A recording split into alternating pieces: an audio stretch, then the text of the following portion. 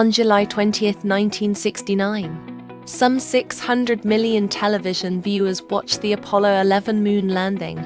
Neil Armstrong stepped onto the lunar soil and said, "That's one small step for a man, one giant leap for mankind." Armstrong, along with Edwin E. Aldrin Jr. and Michael Collins, blasted off in the Apollo 11 vehicle toward the moon. 2 days later, at 4:17 p.m. U.S. Eastern Daylight Time, the Eagle lunar landing module, guided manually by Armstrong, touched down on a plain near the southwestern edge of the Sea of Tranquility, Mare Tranquillitatis, at 10:56 p.m. Eastern Daylight Time on July 20, 1969.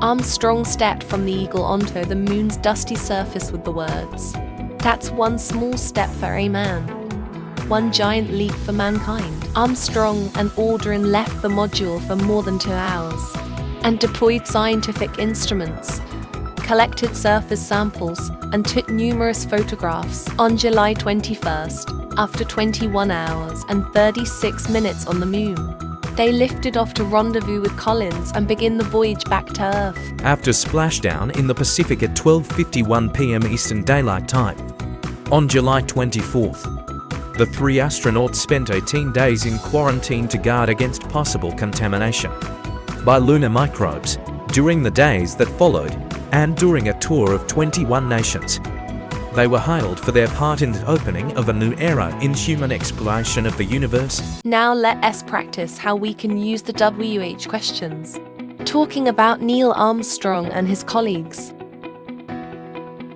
Number 1. Who was the first person to land on the moon? Neil Armstrong. Number 2.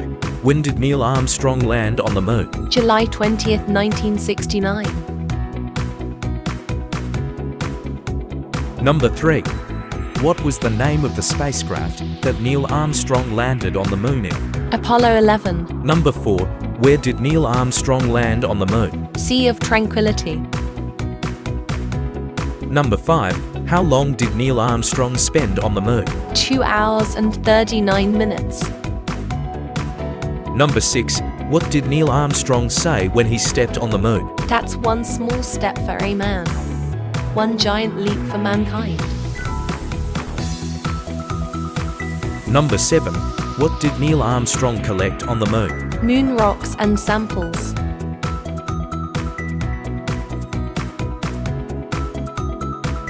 Number 8. Why did Neil Armstrong land on the moon? To fulfill President Kennedy's goal of landing a man on the moon before the end of the 1960s and to explore the moon. Number 9. How did Neil Armstrong describe the moon? He described it as fine and powdery. "I can kick it up loosely with my toe. It adheres like powdered charcoal to the boot." He went on, "But I only go in a small fraction of an inch. I can see my footprint in the moon like fine grainy particles." Number 10. How did going to the moon change the world? The Apollo missions brought back over 842 pounds of lunar rock and soil, which scientists have studied for decades to learn more about the moon's history, composition, and formation. The Apollo program required the development of new technologies in many areas, including rocketry, spacecraft design, guidance and navigation systems, and communications. These technologies have since been adapted for a wide range of other applications, including commercial air travel, weather forecasting, and medical imaging as well. The Apollo program was a truly global effort, with scientists and engineers from many different countries contributing to its success. The Apollo missions captivated the world and inspired a generation of scientists, engineers, and astronauts. The images of astronauts walking on the moon showed the world what is possible when we set our minds to it. Thank you for watching Vital English. If you enjoy this lesson, please subscribe to our channel. Also like and share with friends so that we can present more lessons. See you in another lesson. This is Vital English.